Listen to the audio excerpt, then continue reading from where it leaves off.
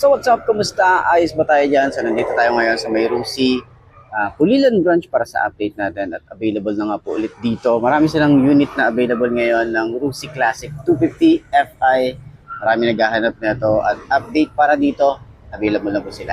Tara, samahan nyo ako. Walk around natin to. Alamin natin yung presyo at yung specification kung sulit ka bang bilhin ngayong 2026. Tara, samahan nyo ako.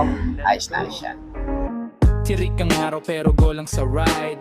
Pawis tumutulo pero steady ang stride.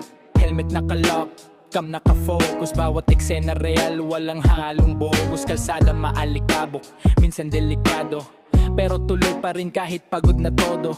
Throttle sagad, puso ang gasolina. Bawat content ko, galing sa disiplina. Walang hinto, tuloy ang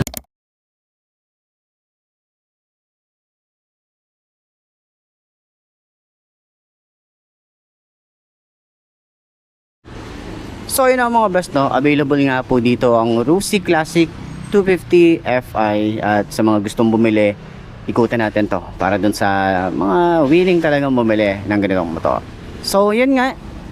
So yun ang mga best, no? Available nga po dito ang Rusi Classic 250 Fi. Okay, sa lahat ng mga naghahanap ng ganitong motorcycle, classic bike, ito talaga pogi rin pagdating sa pagka-classic ang isang to.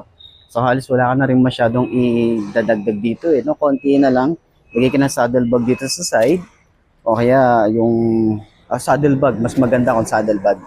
Hindi ko required na ilagay yung top box dito. Pero kung gusto niyo naman, pwede naman yan. Pero para sa akin, saddlebag. Okay, para dito kabilaan. Sa kanyang headlight is naka LED tayo rito. May daytime running light tayo na maangas dito na parang pang Batman yung design na. Signal light natin dito, flexible, naka LED rin.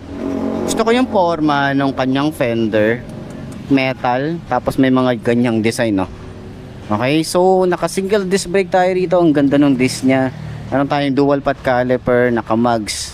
Okay, so ito pala, hindi, naka dual disc pala tayo rito. Ayan, dual disc brake din pala rito sa harap. Naka dual path caliper din tayo rito. So ang size ng gulong ay 110 90/17. Naka on and off road yung kanyang tires. Talagang ready to go yan kahit anong road condition. Naka oil cooled na rin ang isang to. Maganda yung forma ng ating makina. Pang Rusi Titan din yung kanyang makina.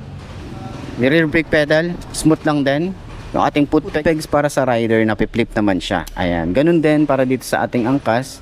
Same yung design. Magandang tambucho. Ang ganda nung kanyang paint job. Meron tayong cover dito. Metal din yan. Naka Euro 4 na rin yung kanyang engine, no? So, naka dual shock tayo rito na may baso. At meron tayong swing arm. Naka single disc brake, single path caliper. At yung size dito sa likod is 130/80/17. Tubeless na rin yan. And kita nyo naman yung bracket dito. So magandang lagyan to ng saddlebag. And then syempre naka LED na rin yung ating headlight. Maganda yung kanyang gulong, no? Naka pang on and off road. So nasa road condition. Okay, yung gulong niya is naka-condition na para sa kahit anong kalsada. Maganda yung kanyang gas tank, malaki na rin. Meron tayong digital panel para sa kanyang naka-digital na rin yung ating panel dito. Naka-upright position yung ating handlebar. So, hindi ka masyadong ngawit dito pagdating sa long ride. Okay, so naka 6 speed na rin ang isang to. Ito ay 1 down, 5 up. Okay, so kanyang upuan, very classic. At maganda yung kanyang kulay brown. Ayan, oh. Kita niyo yan. May mga stitches na rin yan. Maganda rin yung kanyang dual shock dito sa likod, nakabasa na rin yan, and upuan natin. So 5'2" ang ating height. Ay, tingnan natin kung abot ba ng 5'2" ang kagaya ko. Pero syempre, ayan, sobrang tingkayad. Sobrang tingkayad talaga na ito. Naka LED na rin tayo para sa kanyang signal light, LED para sa kanyang tail light, lagay ng plate, reflector, at meron din tayo ritong chain cover. At yung size para sa kanyang likod, ayan, yung sprocket size natin dito is 46. Ayan, naka single head shifter din tayo rito. Ang ganda ng emblem ng Classic 250i. Ayan, oh. May fuel injection din dito na sticker. Ayan. So sa kanyang upuan, ayan, meron tayo ritong leather, tapos may mga stitches, makapal yung foam. Dito rin sa OBR, ayan, ang kapal ng foam. Sobrang kapal ng foam yan. Dito rin sa ating rider. And then, kagandahan din, malaki din yung gas tank natin dito. Hindi lang ako sure kung gaano kalaki yung, siguro nasa 15 liters yung isang to. Ayan, naka-digital panel na rin tayo rito. Yung ating ignition, simple lang. Switches natin dito, simpleng-simple lang din. Okay, meron tayong kill switch, park light, headlight, electric starter. Yung grip natin dito, makapit naman. Throttle, medyo may kalaliman. Yung ating lever, malapad. Ayan, smooth lang din naman yung front brake. Clutch natin, smooth lang din. Yung ating goma, ayan, meron tayo rito. Flasher, meron din tayo. High and low, signal light, busina, hazard switch. Ito yung susi niya. Ayan. So, talaga mga ganitong motorcycle, hindi talaga para sa akin. Pero, kaya naman, no? Ayan, no? Kaya naman siya, kaya lang upright position. Parang tumangkad, parang tumaas yung motor na to. Sobrang tingkay ito, hindi ko masyadong maitayo. Or sobra lang yung, sobra lang yung pagkabomba ng gulong. Pero, ayun, no? Shock niya, sobrang ganda din. Yan. Naka-inverted forks. Di lang ako sure kung inverted forks siya dati. Inverted forks pa siya. Pero, yun nga, inverted forks na siya. Tapos, turning radius niya, syempre, hindi gaanong kalawakan. Kasi nga, kalawakan.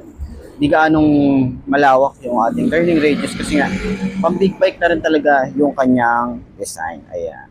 Sa upuan, okay, medyo matigas. Hindi siya ganun kalambot, no? Siguro nasa gitna siya. Okay. So, yun. Pero upright position, tinan nyo naman. Forma natin dito. Tapos OBR, pwede.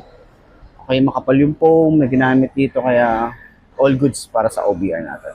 So, yan. Sa tingin nyo, sulit ka ba ang presyo, yung forma ng Rusi Classic 250 Fi? Comment nyo naman yan. At okay, may iyang mag-comment dyan sa comment section ano yung mga naging experience nyo, ano yung mga naging issue na ganitong motorcycle. Para at least sa mga willing bumili ng ganitong motorcycle, may consider nila kung ano ba yung mga naranasan ng mga consumer or user na legit talaga para dito sa motorcycle. So, yun lamang po at sana nakatulong tong video na to sa lahat ng mga gustong bumili ng ganitong motor. Okay? So, yun. Mabigat naman yung motor pero kayang-kaya naman talaga siya. Ayos. Yan yung kabuuan ng ating Rusi Classic 250i. Yan, sa mga naghahanap ng ganitong motorcycle, ayan, comment nyo na lang or message nyo na lang ako sa aking Facebook page para sa lahat ng mga gustong bumili ng ganitong motor or puntahan nyo na lang yung pinakamalapit na Rusi branch dyan sa lugar nyo. Ayos na yan. So, yun ang mga best, no, sa lahat ng mga nagtatanong magkano nga ba ang ganitong motorcycle, ilalagay ko sa screen nyo para at least meron tayong reference kapag kumuha tayo ng cash at hulugan. So, sa tingin nyo, sulit nga ba ang presyo niya ngayon 2026? Comment nyo naman yan. At para dun sa lahat ng mga nakagamit na ng ganitong motorcycle, baka pwede nyo i-share dyan sa comment section. Ano nga ba yung mga naging experience nyo sa motorcycle na to?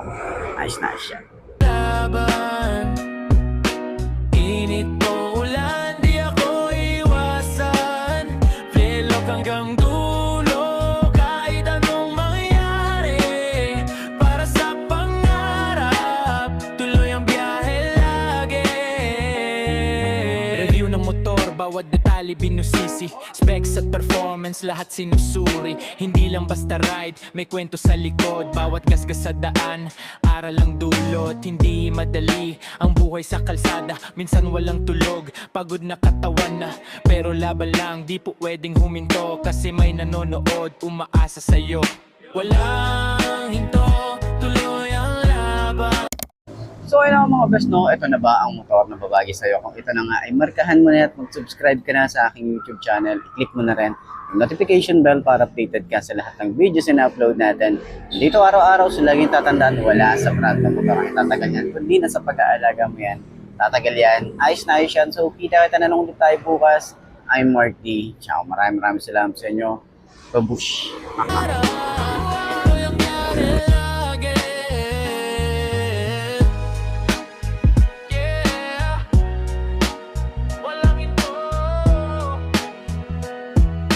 daan sa pangarap